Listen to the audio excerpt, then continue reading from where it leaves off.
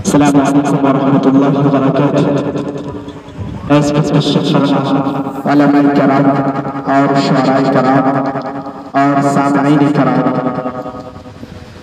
अय्युहा हज़रात मुकर्रम, मैं माँ के हवाले से 4 मिसरा पढ़ता हूँ। बतौर खास मुलाहिज़ा फरमाए। एक मरतबा बात पढ़े, अल्लाहुम्मा सल्लि अला सय्यिदिना मुहम्मद व अतरतिही बिअदद कुल्ली मालूमिन लक।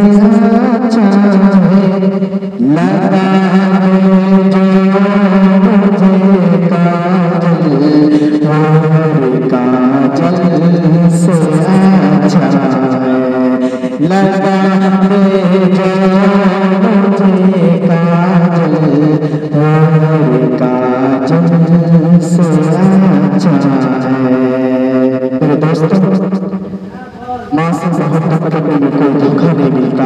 अगर लड़की से मोहब्बत करते हुए एक दिन जरूर धोखा मिल जाता है। उसी के हवाले से एक शेर पढ़ता हूँ, तो खास में लज़्ज़त फरमाए।